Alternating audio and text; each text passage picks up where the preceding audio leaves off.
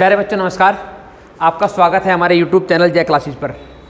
हमने आपको कल मैदान पढ़ाए थे और मैदान में भारत के दो पूर्वी घाट और पश्चिमी घाट है और उन घाटों से लगे हुए जो मैदान है, जो समुद्र की ओर के क्षेत्र है, वो अपने आप में इम्पोर्टेंट है। ठीक है, पश्चिमी घाट ये स्टार्ट करते हैं हम, ये यहाँ से लेकर यहाँ तक पश्चिमी घाट और यहाँ से लेकर यहाँ तक पूर्वी घाट है। अगर किसी को अभी भी याद नहीं है, कोई कन्फ्यूजन है पश्चिमी घाट में, तो ये गुजरात से शुरू हो जाता है, ठीक है, और तमिलनाडु में ख़त्म होता है। ध्यान रखना, अगर एग्जैक्ट इसकी अंतिम स्थिति देखनी है तो कन्याकुमारी है। इसके 3 हिस्से किए गए हैं, मैं यहाँ लिख लेता हूँ, पश्चिमी घाट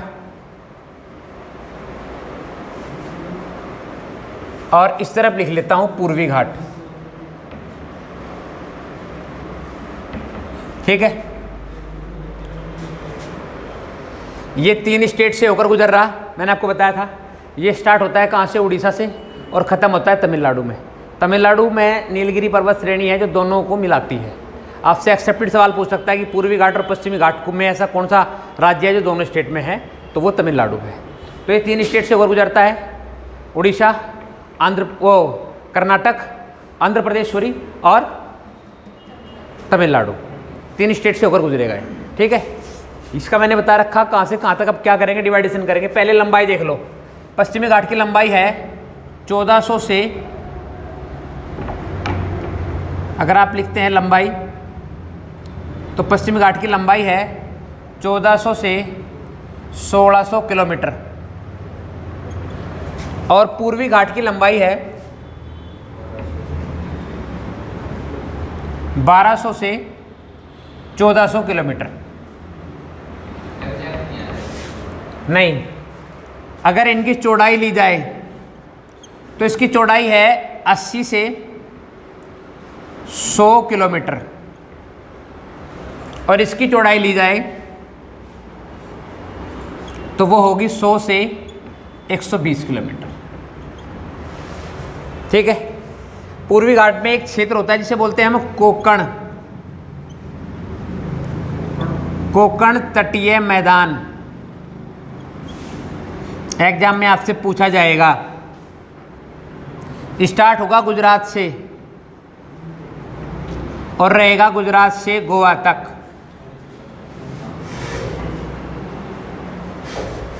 ठीक है, एक होता है कन्नड़ तटीय मैदान,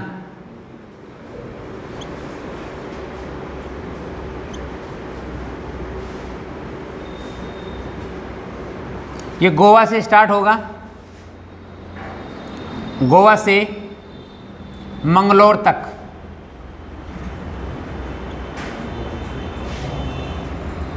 ध्यान दो इस बात पे और इसे समझने का प्रयास करो आप। तीसरा होगा मालाबार तटीय मैदान। मालाबार तटीय मैदान ये मंगलोर से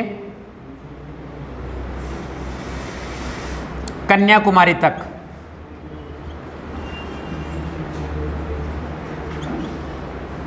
बोलो, पश्चिमी घाट मैदान में आपको कोई कंफ्यूजन हो तो बताओ। नहीं है? इधर आ जाओ। इधर पहला पड़ जाएगा भाग उत्तरी सरकार मैदान और दूसरे भाग को इन्होंने कहा कोरोमंडल। आपसे ये सवाल पूछ सकता है कि कोकण किसका तटीय हिस्सा है और कोरोमंडल किसका तटीय हिस्सा है। आपसे दोनों सवाल पूछ सकता है। ठीक है, अगर पूछे कि ये कहाँ से कहाँ तक है, तो ये उड़ीसा से कहाँ तक? आंध्र प्रदेश तक। ऐसा मत करो, कंप्लीट तमिलनाडु तक है। और कोरोमंडल आंध्र प्रदेश से तमिलनाडु तक। एक्सेप्टेड सवाल है, बहुत सवाल यहाँ से पूछ रहा है एग्जाम में। तो मैंने सारे के सारे अलग अलग, तीनों भाग अलग अलग आपको बताए, तीनों के डिस्टेंस कौन कहाँ से कहाँ तक कवर कर रहा ये आपको बताया। आपसे इन दोनों में पूछ सकता है कि आपसे बहुत सिंपल सवाल पूछेगा, आपसे पूछेगा कोकण तटीय मैदान किस घाट का हिस्सा है, पूर्वी घाट का या पश्चिमी घाट का। आपसे पूछ सकता है कोरोमंडल कहाँ स्थित है। अगर आपको पता होगा कि ये पूर्वी घाट में है कि पश्चिमी घाट में है तो आप कर लोगे, अगर नहीं पता होगा तो आपके लिए समस्या पैदा हो जाएगी। बहुत ही कॉम्प्लिकेटेड क्वेश्चन है। आपसे अगर पूछे कि उत्तरी सरकार मैदान कहाँ से कहाँ तक पड़ता है, ये आपसे बहुत मुश्किल पूछेगा, लेकिन पूछेगा तो मैंने आपको बता दिया कि उड़ीसा से आंध्र प्रदेश तक पड़ता है। ठीक है, तो यहाँ तक मैंने सारे तटीय मैदान आपसे डिस्कस कर लिए। कोई किसी का कन्फ्यूजन हो, कोई डाउट हो तो मेरे से पूछ लो। कोई डाउट नहीं है तो मैं आगे चलता हूँ, और आगे चलूँगा तो भारत के अफवाह तंत्र की ओर चलूँगा। मिटा दूँ वीडियो से, अगर किसी का छूट जाए तो वो वीडियो से कवर कर लेना।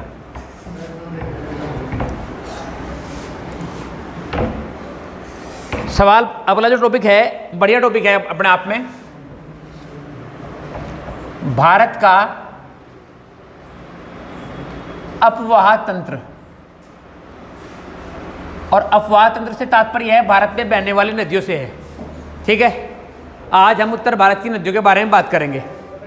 अगर आपसे पूछ ले कि नदी और नहर में क्या अंतर है, तो नदी जल के बहाव का प्राकृतिक सोर्स है और नहर जल के बहाव का अप्राकृतिक सोर्स है, कृत्रिम सोर्स है, जिसे आप अपनी आवश्यकता के हिसाब से बना लें। ठीक है, नदी से होने वाले लाभ और हानि आपको पता होगा, कोई बताने की जरूरत नहीं है कि नदी से क्या लाभ हो सकता है और क्या क्या नदियों में हानि हो रही, नदियों में हम क्या क्या अवशिष्ट, क्या क्या चीज़ें मिला रहे हैं जिससे नदियों को हानि पहुंच रही। तो ये उद्देश्य नहीं है। आज मेरा उद्देश्य है उत्तर भारत की दो प्रमुख नदियों के बारे में बात करना। ठीक है, और उत्तर भारत की दो प्रमुख नदियों में एक नदी आती है गंगा और एक आती है यमुना। ठीक है, तो शुरू करते हैं टॉपिक।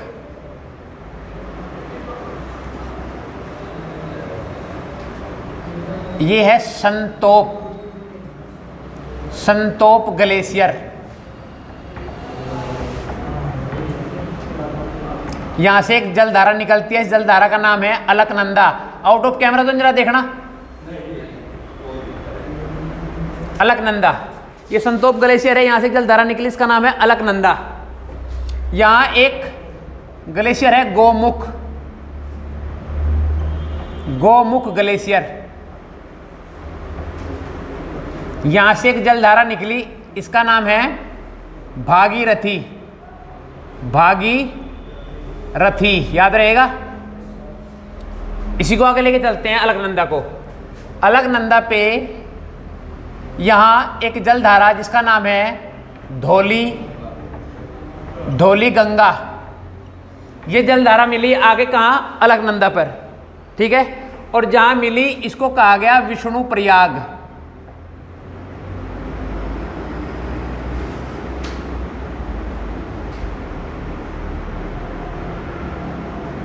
विष्णु प्रयाग के नीचे है नंद प्रयाग। तुक्के तक्के मारने से काम नहीं चलेगा। ठीक है, जिस जलधारा से मिला उसे उसका नाम है नंदाकनी। ध्यान रखना, नंदाकनी, कभी कोई मंदाकनी समझे। ठीक है, एक जलधारा और इधर से आई, उसका नाम है पिंडारी। और जहां ये मिली आकर उसे कहा गया कर्णप्रयाग। यहां जिसकी तुम अभी बात कर रहे थे, यहां से चलकर इधर आती है, ये जो आई चलकर, इसका नाम है मंदाकिनी। और मंदाकिनी जहां अलकनंदा की जलधारा से मिली उसे कहा गया रुद्रप्रयाग।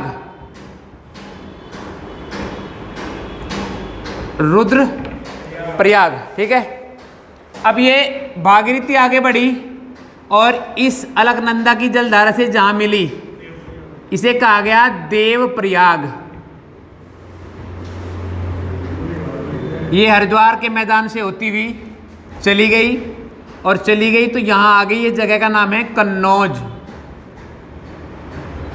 ठीक है, इधर एक नदी आई और ये नदी कन्नौज में आके किससे मिल गई, अब ये गंगा हो गई। इन दोनों के मिलने से बन गई गंगा। ठीक है, अब ये कन्नौज में जो नदी आई, इस नदी का नाम है रामगंगा। और ये राम गंगा मिल गई आगे किसमें, गंगा में, जगह मिली कन्नौज। ये कहाँ से आई, नेपाल से। ठीक है, इसके बाद आगे चलते हैं और ये पहुंच गए हम प्रयागराज में। कोई दिक्कत यहाँ तक किसी को नहीं है। अब इसके समांतर यहाँ से एक नदी चलेगी, जहाँ से नदी स्टार्ट हुई उस ग्लेशियर को कहते हैं यमुनोत्री ग्लेशियर।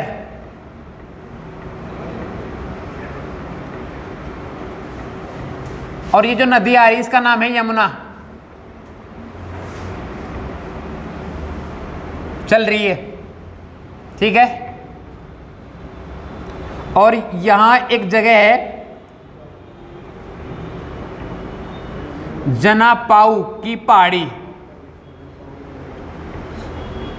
इस जनापाऊ की पहाड़ी से एक नदी निकली जिसे कहते हैं चंबल। ये एमपी में पड़ता है भाई जनापाऊ की पहाड़ी। और ये जो नदी आई है चंबल नदी है। ठीक है, ये अत्यधिक कटाव वाली नदी मानी जाती है, जो सबसे अधिक कटाव बनावे है। ठीक है, चंबल के बिहड़ का निर्माण यही नदी करती है। क्लियर हो गया। इधर से एक नदी आई, ये नदी आई काकी बरडी, कार की बरडी भी कह देते हैं और काकी बरडी भी कह देते हैं। कार की बरडी से एक नदी आई और आकर मिल गई किसमें, चंबल में। जो नदी आकर मिली है इसका नाम है सिप्रा। और ये दोनों जाकर मिल गए यमुना में, गंगा में नहीं सर। ठीक है, ये यमुना में जाकर मिल गए। जहां मिले इस जगह का नाम है इटावा। इटावा से थोड़ा आगे बढ़े तो आगे आ गया हमीरपुर।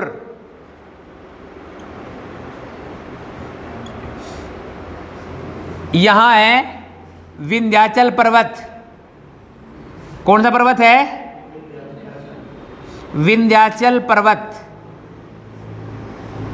इस विंध्याचल पर्वत से निकली बेतवा नदी और ये बेतवा जाकर मिल गई जमुना में, और यमुना में मिली हमीरपुर में। हाँ, same thing, both are same thing. Nattha Singh and Prem Singh both are same thing. हाँ, आगे बढ़ते हैं। ठीक है, ये नदी आगे बढ़ी, ये जगह आ गई बांदा। इधर से एक नदी आई जिसे कहते हैं केन नदी। केन नदी, ठीक है। और ये केन नदी मिली आई कहां से,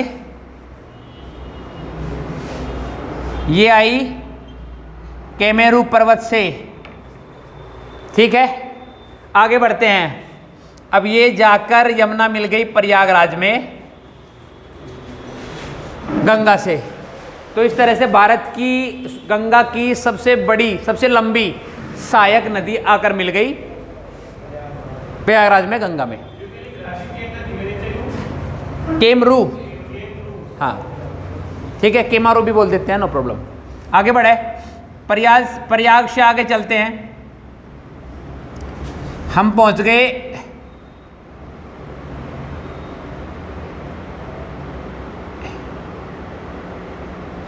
पीलीभीत, और पीलीभीत से एक नदी निकलती है गोमती। ठीक है, पीलीभीत से निकलने वाली गोमती नदी उत्तर प्रदेश के अंतिम स्थान पर, उत्तर प्रदेश का अंतिम स्थान हो गया गाजीपुर। गाजीपुर में यहां मिलती है गंगा से। अब उत्तर प्रदेश को छोड़ देगी। ठीक है, उत्तर प्रदेश को छोड़ देगी गंगा, तो आगे बढ़ेगी। आगे बढ़ेगी तो ये स्थान है छपरा। छपरा में इधर से आकर मिलेगी इससे घाघरा नदी। ठीक है, ये घाघरा नदी मिलकर बनी है दो नदियों से। एक नदी है शारदा और दूसरी नदी का नाम है सरयू। शॉर्ट करना पड़ेगा, इधर आउट ऑफ कैमरा जाने वाले हम। ठीक है, इस शारदा को मैंने आपको पढ़ाया, नेपाल में काली कहते हैं, काली नदी। और सरयू को कहते हैं कर्नाली।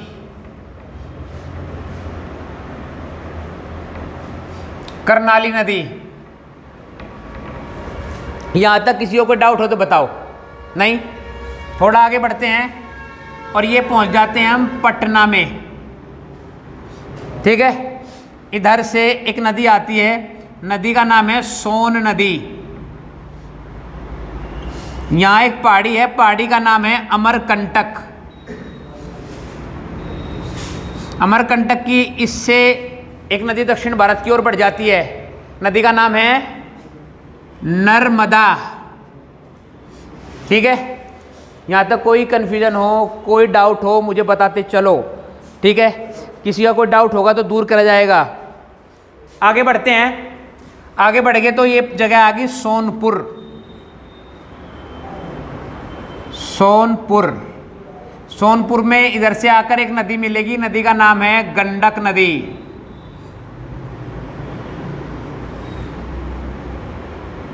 थोड़ा और आगे बढ़ेंगे, अब तो बढ़ना तो पड़ेगा, नदी तो खत्म ही करनी है। अब ये व्यवस्था हो गई, अब स्पेस कम हो गया और जाना मुझे आगे जरूर है। ठीक है,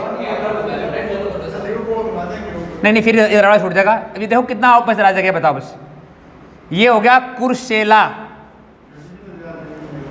आउट ऑफ कैमरा जा रही है क्या हम अभी? ठीक है, फिर कर लेंगे कवर। ये हो गया कुर्सेला। कुर्सेला में इधर से आकर मिलती है कोसी नदी, और ये जो कोसी नदी है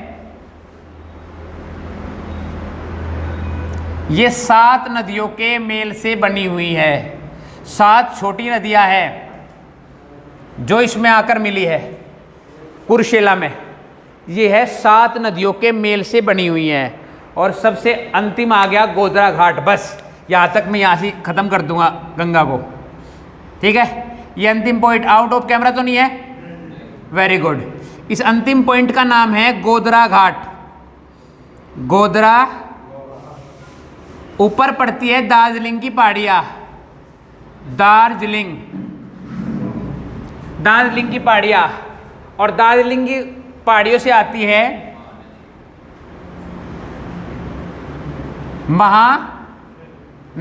महानंदा। अगर किसी ने गड़बड़ कर रखी हो सही कर लेना, ये महानंदा है। बहुत अंतर है जो तुम कह रहे हो इसमें इसमें। महानंदा आकर मिल गई कहाँ? गोधरा घाट पर गंगा से, और यहीं एक नदी फट के चल पड़ी इस तरफ। हाँ बिल्कुल, एंड पॉइंट पे से गंगा पे से एक नदी पट गई इस तरफ। हम फिलहाल वेस्ट बंगाल में हैं। ठीक है, और एक नदी की जलधार पटकर चली गई सामने। जो सामने चली गई पश्चिम बंगाल में, वो कही गई पद्मा। अच्छा ठीक है, और जो इस तरह भारत में रह गई वो कही गई हुगली। मेरा काम हो गया। ठीक है, जो बांग्लादेश चली गई वो तो हो गई पद्मा, और जो मुड़कर भारत में आ गई जलधार वो कही गई हुगली। यहाँ तक किसी का कोई कन्फ्यूजन, कोई डाउट हो तो मुझे बताओ। मैंने गंगा और जमुना को एक मैप से डिफाइन किया है। अगर आपने ठीक से मैप पढ़ लिया तो आपकी समस्याएं समाप्त। ध्यान से देख लो, देवप्रयाग उत्तराखंड में पड़ता है, इससे अगला पॉइंट उत्तर प्रदेश में है, तो यहाँ से आगे उत्तर प्रदेश हो गया और गाजीपुर लास्ट है। फिर बिहार चल पड़ा, छपरा, पटना, सोनपुर, उसके आगे फिर अगला स्टेट हो गया। ठीक है, अगर आपको जानना है कि गंगा की लेंथ कितनी है, लंबाई, तो गंगा की लंबाई है 2525 किलोमीटर। ये गंगा की लंबाई है। ठीक है, अगर आप जानना चाहते हैं गंगा की सबसे बड़ी सहायक नदी, तो वो लंबी, सॉरी बड़ी नहीं, बड़ी में फिर कुछ और पलटेगा, लंबी कहेंगे तो आ जाएगा यमुना। ठीक है, अगर आपने कह दिया बड़ी, तो बड़ी है घाघरा। बड़ी से तात्पर्य है जो सबसे अधिक जल लेकर आ रही है उसके साथ, और सबसे अधिक जल लेकर आ रही घाघरा। घाघरा 2 नदी, काली और करनाली, या कह सकते हैं आप शारदा और सरयू, 2 नदियों के मेल से घाघरा बनी। ठीक है, तो आपसे ये यहाँ से एक्सेप्टेड सवाल ये बन सकता है कि कौन सी नदी किसकी सहायक है। अगर ये मैप आपको समझ में आ गया हो तो आप आसानी से बता सकते हो कि कौन सी नदी किसकी सहायक है, कौन कहाँ से निकल रही, कौन कहाँ मिली, किसके साथ किसकी संधि कहाँ हुई। यहाँ तक कोई कन्फ्यूजन हो, कोई डाउट हो, मैं फिर कहता हूँ, मैं उसका क्लियर करूँगा। ठीक है, इसे केमेरू या कैमूर, कैमूर पहाड़ी भी कहते हैं। ठीक है, ये आज के टॉपिक का पहला और आखिरी एक्सप्लेनेशन है। यहाँ तक किसी को फिर भी कोई डाउट आ रहा हो, किसी नदी में कोई समस्या आ रही है तो बता लो। एक बार में आपको ये क्लियर नहीं होगा, इसे पढ़ो, अपने पेपर पे बनाओ, प्रॉपर 3-4 बार बनाओ। उत्तर भारत की सहायक नदियाँ आपको याद हो जाएगी। कौन सी नदी उत्तर भारत में किसकी सहायता कर रही, ये उत्तर भारत की सारी नदियों का मैप है, जान लो। ये केवल गंगा जमुना बोला मैंने, लेकिन गंगा जमुना के साथ उत्तर भारत की सारी नदियाँ इसमें आ गई। और उत्तर भारत की ही नदियाँ हैं जो साल भर जलमग्न रहती है। अगर आप दक्षिण में जाओगे तो दक्षिण की नदियाँ साल भर नहीं, वे मौसमी नदियाँ हैं दक्षिण में। मोस्टली दक्षिण में 90% नदियाँ जो है साल भर पानी नहीं देती। ठीक, बरसात के मौसम में पानी देगी, फिर आपसे समय पर सूख जाएगी। ठीक है, तो और कोई डाउट हो तो बताओ, वरना इसको मिटाता हूँ। हाँ हाँ हाँ हाँ, कोई बात नहीं, वो कोई समस्या नहीं है। इतने में कुछ नहीं है, जो मैं बता रहा आसान भी याद रखना। आप इसे 2525 किलोमीटर, ठीक है, ठीक है। तो आपने यहाँ तक ये वीडियो इतने ध्यान से देखी, उसके लिए बहुत बहुत धन्यवाद। Thank you very much.